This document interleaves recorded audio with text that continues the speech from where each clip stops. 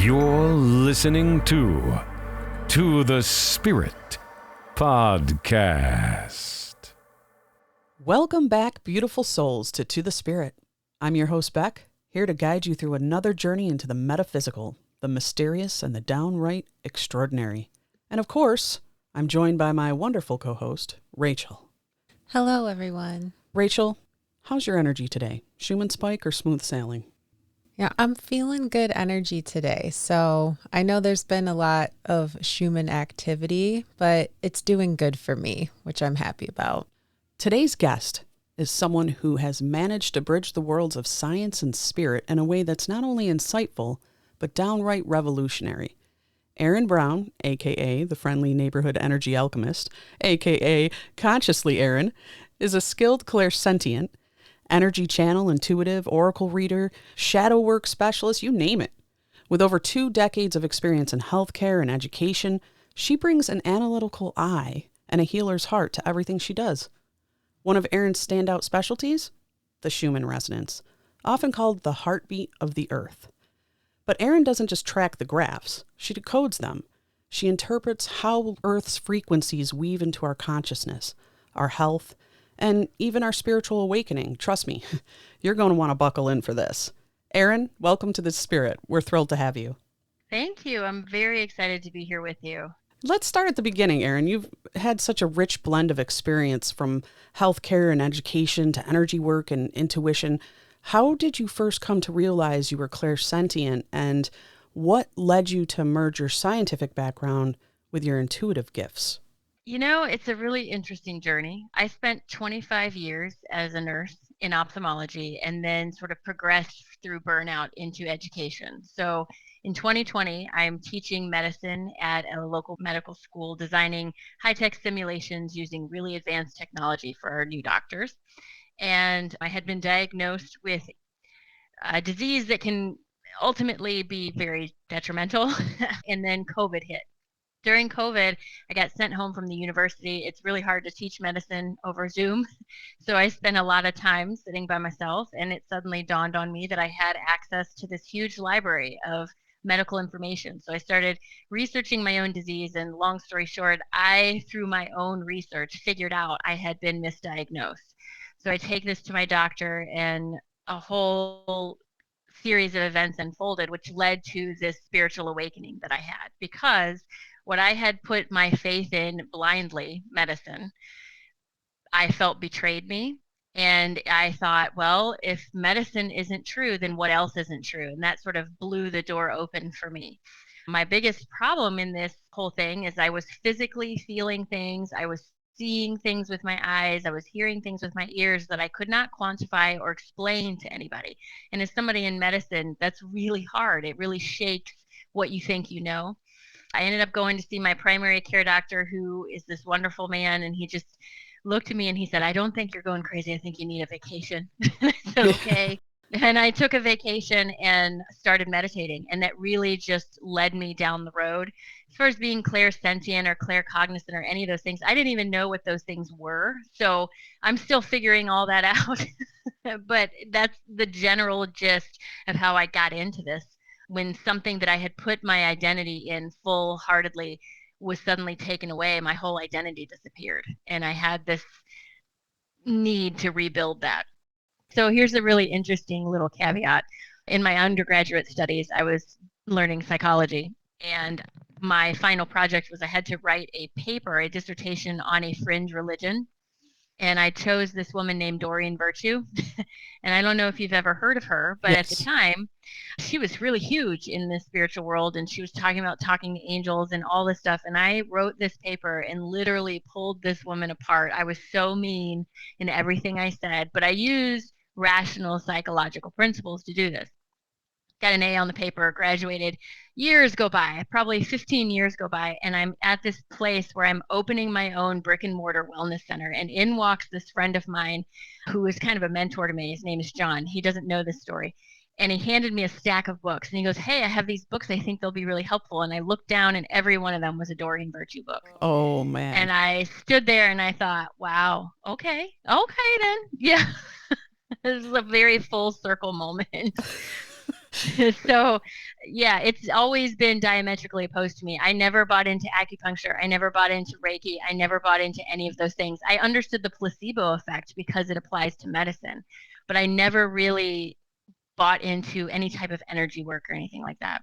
It's interesting because Doreen Virtue, didn't she swing back around and disassociate? She did. Yeah, and she went did. like super religious. She did. As far as I know, I don't know a whole lot about her right now, but yes, at the time, she was very into this. She was giving workshops and all kinds of stuff. And I completely forgot about her until he handed me those books. And then when I tried, of course, to look her up, she's no longer active. So I didn't really find much, but it was very much a holy cow like moment. I can imagine. And it was a holy cow moment just knowing my first Oracle decks were from her. And then all of a sudden Right. she's like, bye. Bye, Yep, this is evil exactly. now. It's so interesting how people change over time. It really, really is. Now on to something Rachel and I find absolutely fascinating, your deep dive into the Schumann Resonance. For those who might be new to this, could you start by explaining in simple terms, what exactly is the Schumann Resonance and why should we care about it? Sure, absolutely. So the Schumann resonance it refers to the set of spectrum peaks in the extremely low frequency. So the ELF portion of the Earth's electromagnetic field spectrum. So this is like a cushion of energy around the Earth, like a ball. You got to kind of think of it like that. This electromagnetic field activity is primarily generated by lightning discharges, and it gets trapped in the cavity that's formed between the Earth's surface and the ionosphere. The energy kind of bounces around in there. So it's lightning strikes, Earth tectonic plate movements, CMEs from the sun, anything with big energy will get trapped in there and sort of resonate around. The fundamental frequency of this resonance is 7.83 hertz. 7.83 hertz aligns very closely with the brain's alpha wave frequency, which is associated with relaxation and meditative states. This wasn't discovered until about 1952 by a man named Winifred Schumann, which is why it's called the Schumann Resonance. And he started keeping track of how these things could affect the Earth itself, the tides, and all kinds of electrical activity on the Earth. So this has been going on for years. It changes based on the pulse of the Earth. The 7.83 hertz will change, and it has resonant harmonic frequencies between 14.3 hertz and 33 hertz. So you'll see it go up and down based on the activity. But overall, it's the reverberation of energy that's trapped in the cushion of the ionosphere around the Earth that's caused by lightning strikes, tectonic plate movements, CMEs, and various other things. I've been following you for a little while now and learning about the Schumann resonance, but just I think 2 or 3 weeks ago, I woke up at around 2 a.m. and I was feeling wildly overcaffeinated, really jittery, and I could not figure out what was going on. It was just very unusual. So I hopped on TikTok just for the chance that there was any Schumann updates, but there was not yet. So I found and purchased the app that shows the Schumann resonance, and it had crazy activity on it, and it ended up being an extremely rare event. And then you touched on it that morning, but I'm just amazed, and it's happened a few times, and I'm amazed how wildly in tuned I've become with the earth. And my question is, these physical symptoms, are they in the long run helping us, like when we go through ascension symptoms? Yeah, absolutely. So you kind of have to back up a little bit and think about energy in the body, right? So if you think of the standard model of what an atom looks like, you have the nucleus and the things rotating around the sides. For years, they've been telling us, or I at least learned, that the space in there is empty, but that's not logical. That doesn't make any sense. Nothing in nature is useless, right? So that space actually holds energy. And depending on what you're working on, the energy can be light or it can be dense. So if you have a lot of issues with, say, depression, anxiety, those sorts of things, that energy resonates and holds in the spaces in your atoms, and it gets denser and denser and denser. As the space gets denser, the atom becomes physically heavier, and physical manifestations of symptoms in your body can start to happen. Like you'll start to feel run down, your joints will hurt, you'll get sore throats, really depending on where the energy is in the body. When this big light energy, the big white energy on the graph comes forward, it's going into that space in your atoms and pushing out that dense energy to make room for new. But it has to go somewhere. It's still in your body. So it gets rejected from the cell and out into your body in general. And your body will view that as a foreign visitor, kind of like a virus or a bacteria of some kind. And it will do what it needs to sort of expel that. And depending on the type of energy, if it's sadness or depression, you will experience things in your body that are associated with that for you. And everyone's different. But for me, when depression or sadness comes up, it makes me tired, it gives me a headache, it kind of makes me lethargic. So those symptoms will all come up in your physical body as that energy is expressing itself outward. You describe it beautifully as a kind of pulse of the earth. But what I love about your approach is how you don't just see it as a dry scientific phenomenon. You see it as an energetic bridge connecting us to source.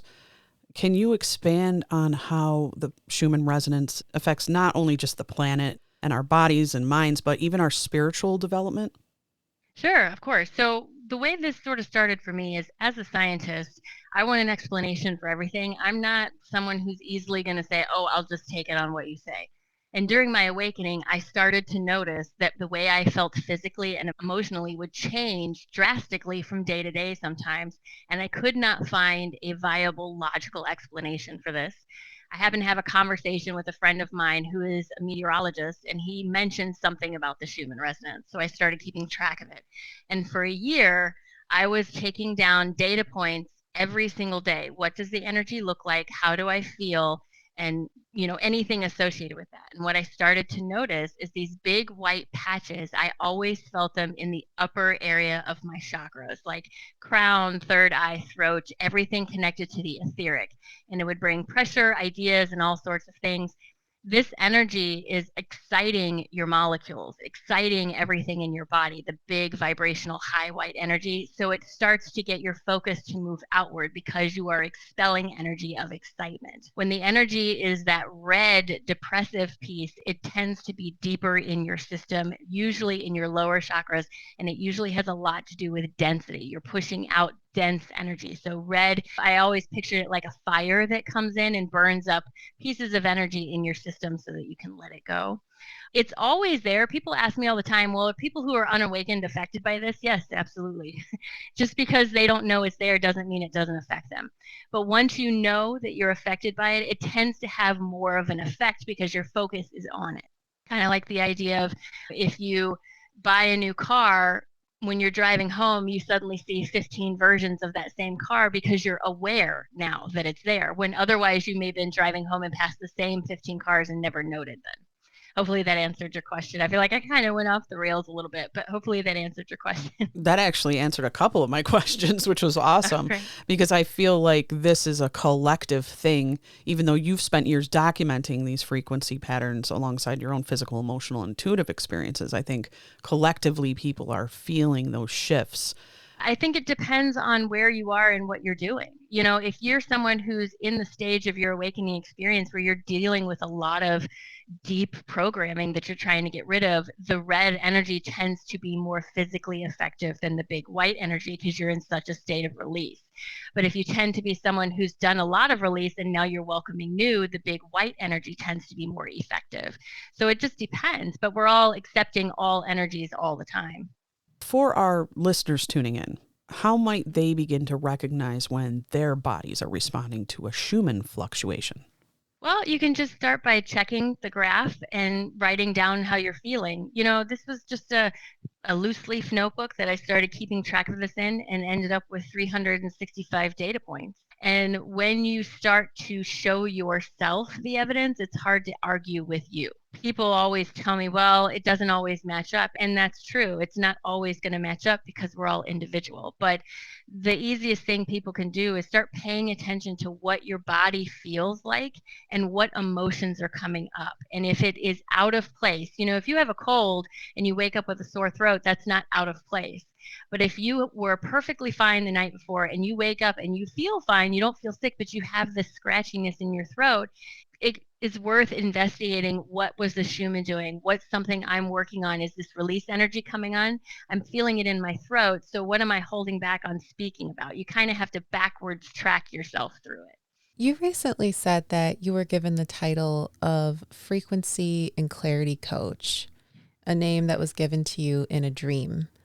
Yeah. That's super awesome.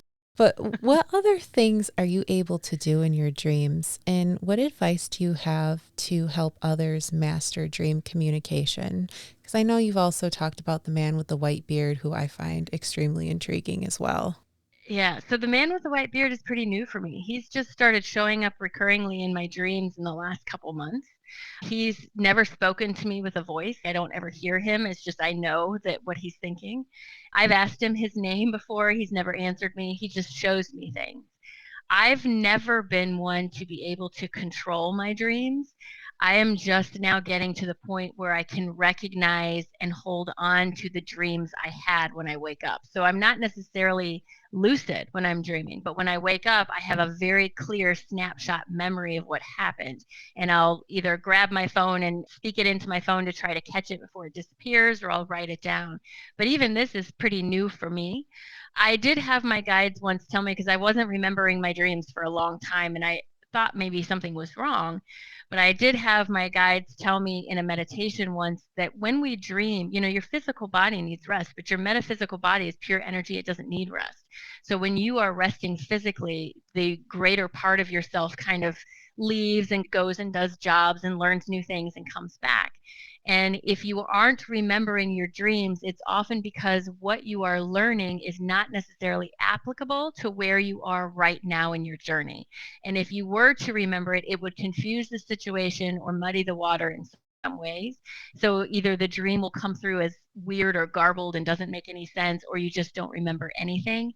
But when the time comes for that knowledge, it's just sort of there. I don't really have any good advice for people on how to become lucid because I don't necessarily know how to do that yet. But it has been extremely helpful to write down as much as I can remember as soon as possible right after I wake up. That's been giving me the most clarity as I go forward. I'm going to jump us around a little bit because one thing that Sure. really grabbed me was your interpretation of blank spots on the Schumann graph as indicators of timeline shifts or reality jumps, and that's incredible. Could you tell us more about how you came to this conclusion and maybe share any memorable moments where you noticed the world feeling noticeably different after one of these blank periods? Sure. So on the Schumann, when I see those big blank periods, most of the time it is significant for a collective timeline jump, meaning the collective awakened timeline has made enough progress or had enough contributing souls, or however you want to call it, added to the space that it's moved forward in its progression towards a different new earth, or whatever you want to call it. I'm not sure what it looks like, but movement towards something better. It wasn't that long ago that the two timelines between the awakened collective and the non-awakened collective separated themselves. Up until that point, as far as I knew, they were moving alongside together equally. Now there's been enough changes and enough shift toward awakening that those timelines have pulled themselves apart. And I was clearly told that when I'm seeing a timeline jump now, it is only associated with the awakened collective and not necessarily the unawakened collective, which I don't know how the specifics of that work out. If the graph is, showing for everybody, I don't know, but that's just kind of what it told me. The first time I heard it was a timeline jump, I didn't tell anybody because I didn't believe it. I thought that's crazy. No one's going to understand that. What does that even mean? But then the whole day long, I started noticing weird things out of place. My husband, who is not in this community at all, he's 100% not on the awakened train, was asking me about things, telling me about conversations we had that I had zero memory of. And these are things that just happened a few days before. And a shirt that I had purchased hanging up in my closet, I still had the tags on it. I pulled the exact same shirt out of my dryer that same day. And I'm looking at both of them thinking to myself, now, how did that happen? Because I didn't buy two of these shirts. There was a lot of little things that happened. So the next time I saw one of those blocks, I thought, okay, well, I'm just going to tell everybody. And I started saying it, and I got so many people thousands of people emailing me, commenting, reaching out, saying, oh my gosh, things are out of place, things feel different.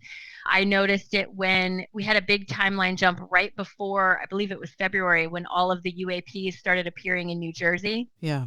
We had a huge timeline jump right before that.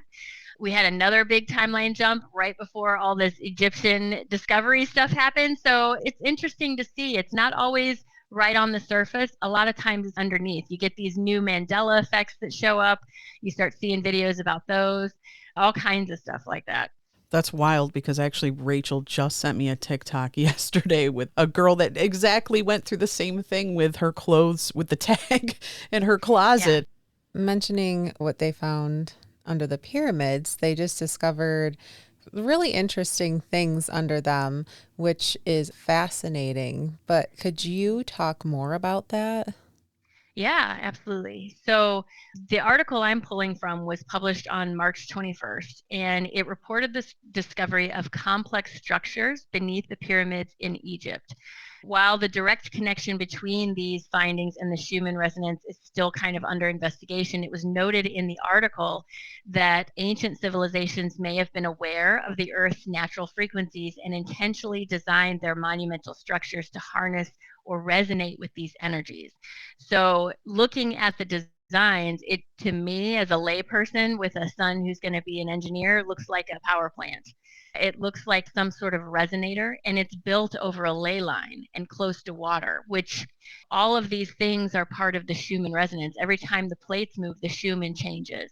And so it's very possible, and the speculation is that they were harnessing the movement within the Schumann measures, that they were harnessing that to create a resonance within that chamber and fill up the space with some sort of energy. I felt that was a generator, and it was built on the ley lines. And I believe, if I'm not positive, don't they think that all the structures have that underneath? They're speculating, right? So there's so much work to be done, and it's not peer reviewed yet. But the work that they're doing right now, they're really speculating that it goes underneath all of the plateau, that it's not just one small place, it's all of the plateau. And it's really interesting. If you can find a picture of the scale drawing of the size of what's under the pyramid, what we see on the blueprint that the academics put out is not, it doesn't do a good job of showing you the scale of how far down this goes. This is unbelievably deep, and it has these spiral coils somehow around the outside of these giant columns and all this stuff in there. And even the structures inside the pyramid, they have these 5 layers that look like they can be adjusted based on water height or resonance height. So there's so much that we're discovering right here that it feels unbelievable. It's amazing, and it makes you wonder about all the pyramids around the world as well. The thing to remember, so I was talking to a friend of mine who's in engineering, and he was saying, you know, you have to remember when they're talking about resonance and creating energy with this, it's not electricity like powering your computer. It's ambient energy. So this would be something like a resonance chamber where you can go in and do sound work or healing, or to move giant granite blocks. You know what I mean? Yes. It's not electricity like what we picture. It's ambient energy. So it would be like being outside and the whole city has this very beautiful light blue glow to it because of the ambient energy. It's not quite the same as electricity. That's interesting, because a lot of the theories that I'm seeing floating around are saying the energy that can come from this generator could power Cairo, the whole city of Cairo. And that's a totally different take than what you just said. And it makes sense. It totally makes sense. Right. And it is. But we also don't know what they were able to harness back then. If we didn't know they could do this, we don't know what they could do with it, right? So the UAPs that have been speculated to be around, the type of propulsion that UAPs are speculated to have is this type of energy. So it could be used in many, many, many different ways. And as a matter of fact, I actually went on ChatGPT and asked the question, if we take to be true that these were resonant energy producers of some kind, based on the alignment of the Orion constellation and the Polaris star at the time of the height of this dynasty, what would that say? And basically what ChatGPT gave me was the possibility that it could have been used as communication, because one side is anchored to Orion and one side is anchored to Polaris. And one is a different type of resonant frequency than the other. And it was kind of like, wow, okay, Yeah. a little more than I expected, but it was pretty interesting. Hey, Spirit Seekers, enjoying the show? Make sure to like, follow, and subscribe to the Spirit. Leave us a review on Apple or Spotify and share the love. We drop a new video every week on our YouTube channel covering paranormal, conspiracy, high strangeness, and more. Have questions or want to share your own spooky story? Drop us a line at tothespiritpod@gmail.com. Stay spirited.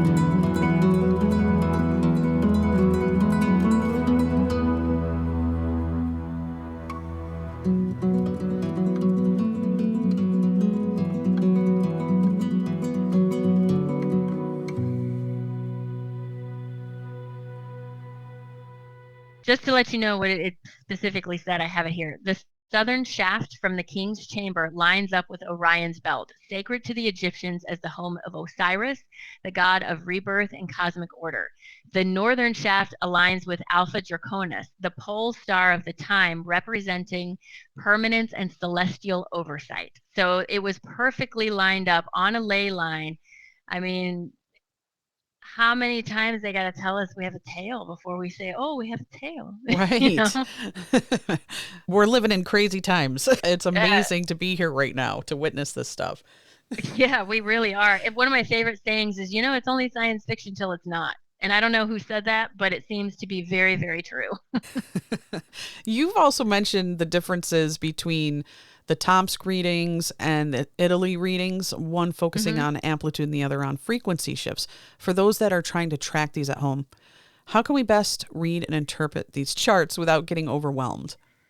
Well, I don't know a lot about the other graphs, which is why I tend to stay away from them. The one I'm most familiar with is the Tomsk graph. And the thing I try to tell people is this graph is not determining how you feel. So you don't want to go to the graph and say, the graph says this, so I have to feel this way. This graph is here to be a tool to give you insight into what you already know. So if you're feeling some way in your throat, if you're feeling spicy on Saturday and you're reacting to everybody, if you go to the Schumann and there's big red pushes on that Schumann, that's an invitation for you to go, okay, so I'm spicy. I got something I need to talk about. I'm getting this release energy inviting me to do it. Maybe now's the time to bring it out. So it's a tool for you to figure out how to work with your own energy. It's not dictating or telling you how you should feel. And I think people get caught up in that. They're like, oh, it says this, but I don't feel that. Well, that's wonderful. I'm glad that you feel differently, but what does it mean for you? Would you recommend incorporating meditation or card reading alongside checking the data like you do? I think it's really individual. For me, meditation is part of my daily routine regardless. And because the Schumann has become such a part of my life, it's something that I don't even think about anymore. You can always talk to your guides or go into meditation and ask any question you want, but you have to be very careful about your expectation of what the answer is going to look like. A lot of people block themselves from communication with their guides because they tell themselves it has to look a certain way. And it just doesn't. It's not going to look the same for you as it does for anybody else. So you have to be careful not to get caught up with that. You've mentioned geomagnetic storms and solar activity also affecting the Schumann resonance. Have you noticed a difference in how people react during heightened solar activity versus standard Schumann fluctuations?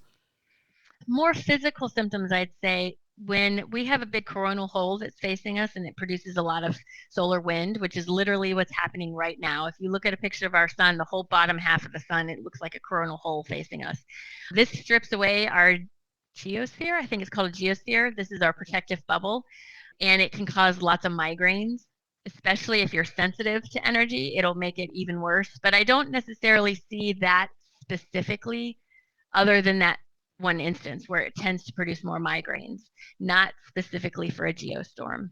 Interesting. But, I'm still observing, so who knows?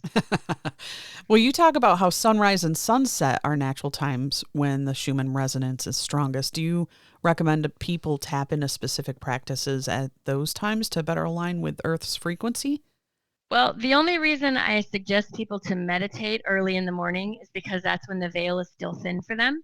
When you sleep, you drop down into a different state, a different brainwave. And when you're first coming out of it, you hit theta, which is where they put you in hypnosis. And so if you can get yourself into that theta state, it's easier to meditate, it's easier to get information. And the closer you do that to the time you wake up, it tends to be easier to get into that state. But people who practice meditation often, they can drop into that state more frequently. It's kind of like acclimating yourself. It's easier to do it in the morning. And then once you get a hang of it, you can do it whenever. So I just tend to recommend morning because that's when it's quieter in your brain, in the world, everywhere. For folks who might be feeling especially sensitive or overwhelmed during these intense Schumann spikes, what grounding techniques do you suggest to ease the discomfort? One of my favorite ones is when you take a shower, when you're done with everything, just step out of the water and take 5 big, deep breaths of steam. Water is very, very grounding. Bring it all the way into your body. And then as you release it from your body, you want to picture it like you're blowing out smoke, like gray smoke. You're going to just blow it out of your body. I usually do that 5 big breaths in the morning. I have a grounding sheet on my bed. I got it off of Amazon. I think it was $25, and it has changed things. My husband even sleeps better, and he'll never admit that that's why, but he does. And, grounding foods, drink a lot of water, just make sure you're listening to your body. It's kind of hard because everybody's so different, but if your body is telling you you need a nap and you're trying to push through it, you're not helping yourself or anybody else. Are you spiking that grounding sheet down into the actual soil, or are you plugging it in? You plug it in. They're plugging it in. Plug Okay. it in. Yeah. Do you see any connection between the weakening of the magnetosphere and the spiritual thinning of the veil that so many people in metaphysical circles are talking about right now? Honestly, I'd never really thought about it until just now when you brought it up. But logically, it would make sense. If the magnetosphere is weakening and we're able to receive more electromagnetic energy, and the electromagnetic energy works within our own electrical systems, then it seems logical to me that if that is getting thinner, then our spiritual capacity would be getting larger. So that seems logical to me. I'd never really thought about it till you said that. I also want to talk about shadow work because it seems like such a crucial part of what you do. You mentioned that during Schumann shifts or energetic influxes, a lot of unhealed emotions or limiting beliefs can come bubbling up. How do you guide clients through that uncomfortable but necessary process? So I use a very curriculum-based approach. One of my degrees is in psychology, so a lot of my teachings are based in Western psychology principles. I have a program called the Soul Quest program, which is a 10-session program, and I also wrote it in the form of a book where you can do it yourself at home. And each chapter is a new part of something that tends to be pretty difficult for people to get through. And I give them both the Western psychology explanation and the spiritual explanation to try to blend both. So, for example, the idea of what you're paying attention to can really influence your energy. And a lot of people struggle with that idea. Well, how am I supposed to pay attention to stuff that feels better when I have all these obligations kind of hanging over my head? So traditional psychology teaches us that what we focus on expands. When we constantly direct attention towards certain things or beliefs, they become stronger and more deeply ingrained in our mind. This can lead to labeling ourselves or others. And that's something that not a lot of people realize they do. They label themselves and it becomes a default mechanism for ourselves. But in spirituality, what it teaches us is that energy flows towards attention. Where we focus our thoughts, we send energy, which magnifies that experience. By being mindful of where we direct our thoughts, we can shift our energetic vibration and attract experiences aligned with our desires. And then what I do is I work with them on like a worksheet or something like that to go through where is your attention really. But what I find is a lot of clients come to me and they think I'm going to be all grandmotherly and lovely to them when they're trying to deal with these issues that they don't want to admit they have. So I will warn everybody, shadow work is something that is going to make you feel wildly insecure for a little while. So Yeah. unless you're in a place that you feel pretty good right now, I don't recommend you do it. And I don't recommend you do it alone. You outlined the stages of awakening so clearly: discovery, questioning, dark night of the soul, which I've experienced myself, and it wasn't the most fun, I can tell you that. Compression and expansion. What stage do you find people have the hardest time moving through, and what's your advice for anyone feeling like they've hit a wall in their journey? Stage that seems the hardest for most people is compression. And I find that's because your whole life, from the day you were born, you were taught to ask someone else about everything. Ask your mom, ask your dad, ask your teacher, ask your grandparents, ask the police, ask your doctor. You've never once been told to ask yourself.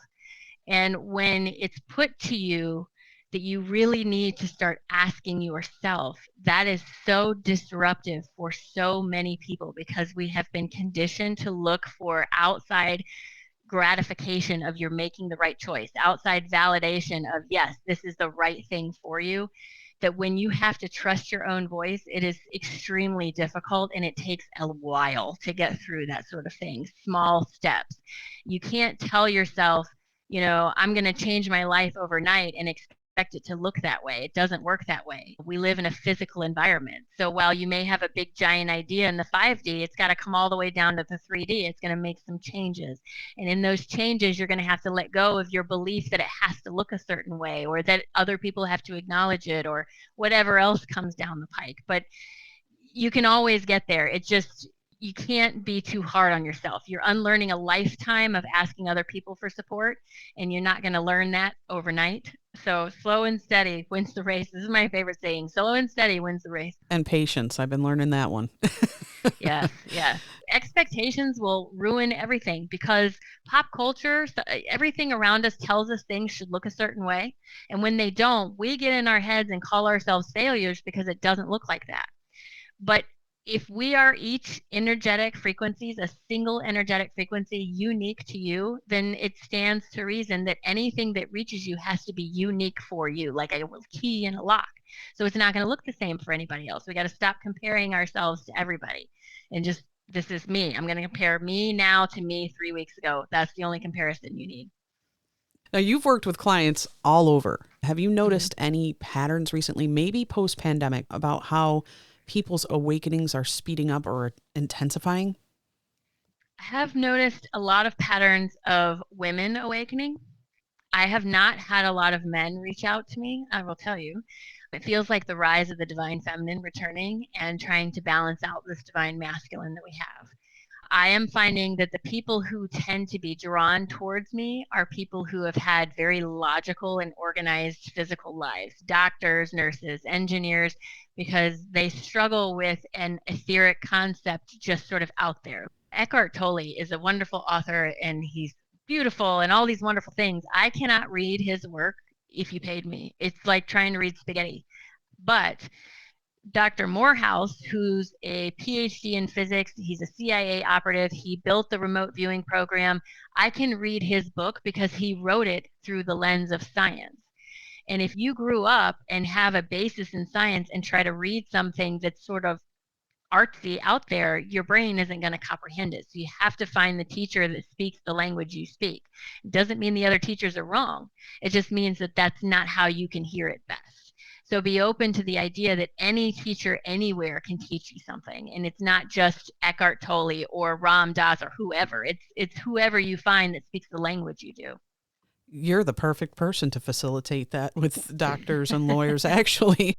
You mentioned structure, shadow work, like the guides by Luna and Salt. Are there any other resources, books, teachers, exercises you'd recommend for someone just starting out? Yeah, so Reiki is a really great practice. I call it the gateway drug because once you understand what your energy feels like, it becomes so much easier to understand when outside energy is kind of causing you an upset. So one of the great resources I love to recommend, her name is Reiki Rachel. She's on YouTube and she puts out free energetic sessions several times a month.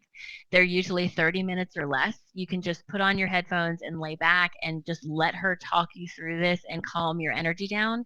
And if you can get into a routine of doing that once or twice a week, it gets your energy moving in a flow state. It's meant to circulate, like your circulation system. And by doing Reiki, you're kind of helping that circulation along. Ram Dass, I consider him my very first teacher. It's a whole long story, but he came from such a place of calm that listening to him speak just soothed my soul. So he's someone I started with as well.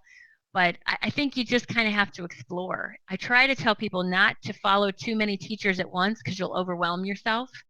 Pick one or two people that what they say seems like it resonates and learn everything you can from them, understanding that as you understand it more and more on a spiritual level, it will evolve into something that's unique for you. So don't get tied up in the idea that it has to look exactly like what he says. And then you let it evolve. And then when you feel like you've gotten everything you need from that teacher, you just move on to the next teacher, kind of like going through school. When you learn everything you need in kindergarten, you go to the next teacher. But without kindergarten, you're not going to understand first grade. So you have to start somewhere. So anyone that speaks your language that you understand and presents things in the way that is comfortable for you is helpful. I love what you say too about whatever resonates with you, because that's a personal theory I have, it's a feeling I have. If it resonates, if it doesn't, I let it go. So for each person, what resonates, that's great advice. It just came to my mind when we're talking about people who are very, very in the logical and they only think purely on that side of the brain. And I have a lot of people that I know that think like that. And I have a little bit in the logics, but I do have my other side very into the manifestation, into the intuition. When it comes to manifesting and being in that mindset of abundance, and it's hard to have a conversation with someone that is so much in their logical mind that they don't believe in any of that at all. How do you try to have a conversation with somebody like that to have them understand your state of mind? Well, it really depends. I am never going to argue with someone in favor of their own limitation. So I tend to not offer information, but if they ask the question, I will ask. When it comes to manifestation and someone really trying to understand that from a logical perspective, I try to describe it through dimensions, right? So you can think of it this way. Most people know what the double slit experiment is. And if you don't know what that is, it was an experiment where scientists lined up these two cardboard slits and they shot electrons at it and they recorded how they landed on the back. When they were observing, they went straight through the slots, and when they were not observing, they scattered. So this is the observer effect, meaning that what you are paying attention to will change the outcome of what's happening. This works in manifestation. So 3D is where you can physically touch, taste, hear, has height, width, and length, correct? So that's 3D. 4D is time. This is where you process information is in time. It's also where your mind is located, because your mind is not here in the 3D. You have a brain, that's 3D, but your mind is not 3D. So 3D is processed through the 4D in the mind. 5D is all of possibility, right? So the way this looks is you're walking around and you're walking through this ether of 5D. Every possibility is there. Some particle of an idea zooms past you and gets your attention, and suddenly you follow it. And it collapses down from a particle of possibility to a wave of probability. Then you start to think about it, and you bring it down from 5D into 4D into your mind, where you think about it, you talk about it, you plan it out, you gather the equipment, you do all the pieces, right? Then you bring that down into 3D by taking action, speaking about, or taking physical action to make it manifest, where you can hold it, touch it, and taste it in your hands. And a lot of times when I can explain that to someone, they can't argue against it. So it either ends the conversation or they ask another follow-up question that leads somewhere. So usually that's my go-to answer.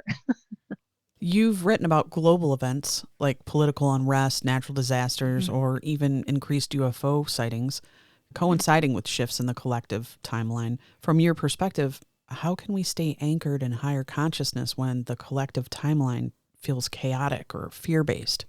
Well, you just have to use your discernment. I don't watch the news. I don't do any of that stuff, but yet I still know what's going on in the world. Most of the things that are happening in the world right now, realistically speaking, there's not a lot you as an individual can do for this.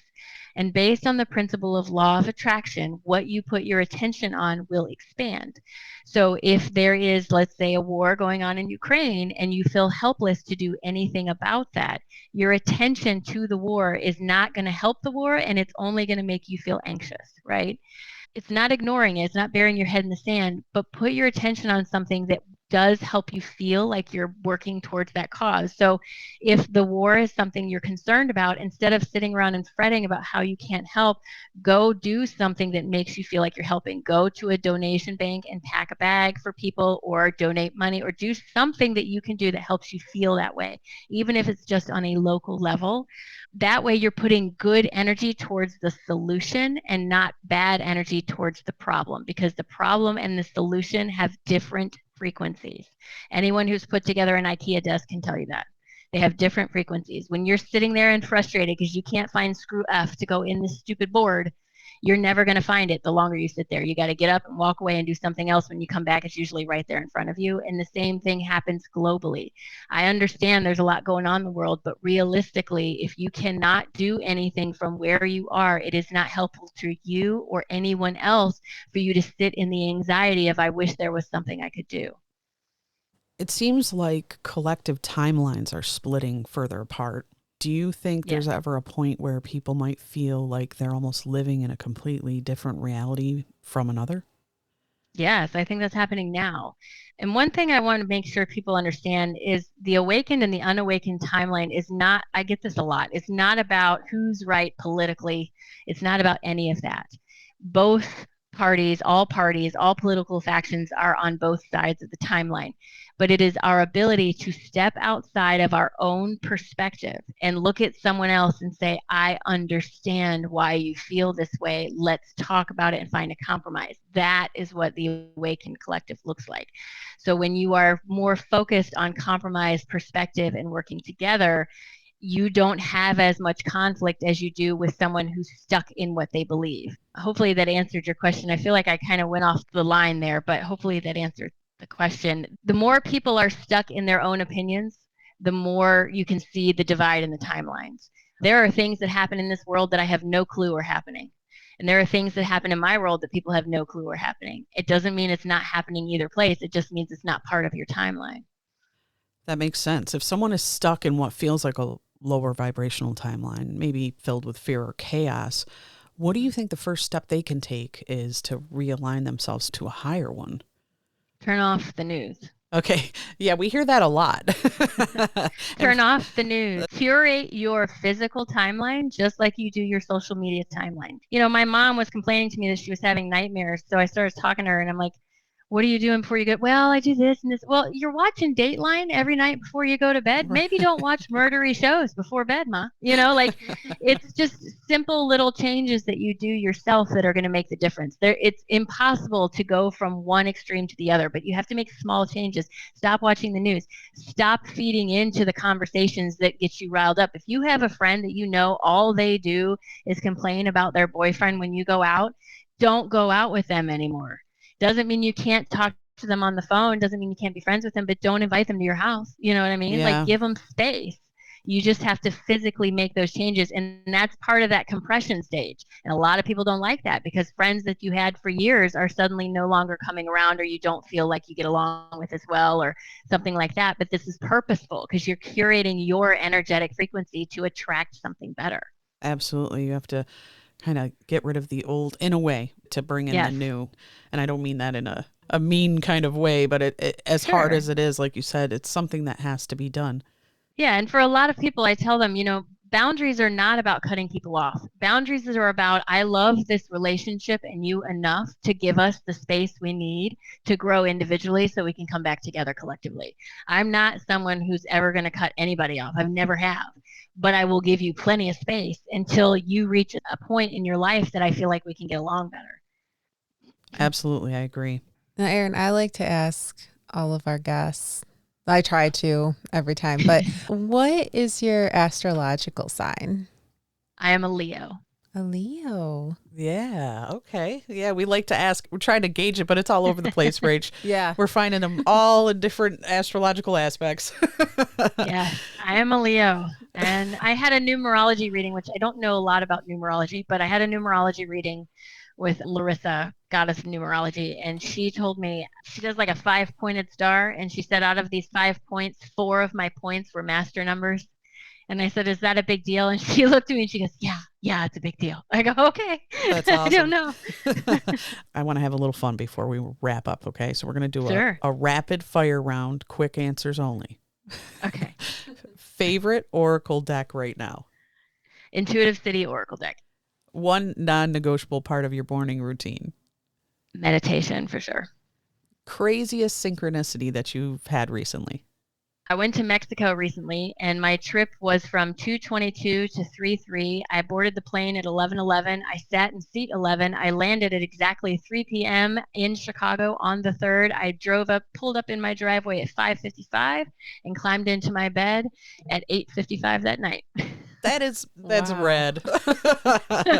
A shadow aspect you've learned to embrace? Perfection. I am a perfectionist. I have a bit of OCD, and being in academics and going through the rigor of peer review, I have become a big perfectionist, and letting go of the idea of perfection has been extremely difficult for me. Same here. One book you'd gift to someone at the start of their awakening? Be Here Now by Ram Dass. Nice. Erin, this has been an incredible conversation. You've given us such practical insight, but also some deep mind-expanding concepts to sit with. Where can people find you if they want to work with you, dive into your research, or learn more about the Schumann Resonance and energy work? So I have a Patreon channel called Consciously Erin. That's right now the easiest way to find me. I have a website that's almost done, and it will be consciouslyerin.com. Hopefully it'll be launched next week. But right now it's my Patreon account, or you can always find me on TikTok. I'm always on TikTok in the mornings doing live readings. You can find all of Erin's information linked in the description of this episode. Rach, any thoughts or maybe a final question? I just really appreciate you coming on the show. That was great information that you shared, and I learned a lot. I did too. Yeah, I'm excited. I think something to keep in mind is no spiritual teacher should ever tell you that they have all the answers. The hallmark of a true teacher that I learned working at the university was when that teacher can say to you, I don't know everything, but this is what I know. So let's work together to figure this out. So if something doesn't feel right to you, then don't talk yourself out of it just because it's a spiritual teacher or they have some sort of authority. Everything's going to be different for everybody. And any teacher worth their salt would be willing to say, you know what, you're right, let's talk about it. Let me see your side of that, because we're all expanding. So that's something I want everybody to remember. You're not wrong. You just got to listen to yourself. I couldn't agree more. To our listeners, you are powerful co-creators, and the pulse of the planet is beating right alongside you. Until next time, stay curious, stay grounded, and stay connected to the spirit. To the spirit Podcast. supernatural science Aliens. I'm ghost. psychic mystic Spirit. divine source. heaven The dead. It's magic.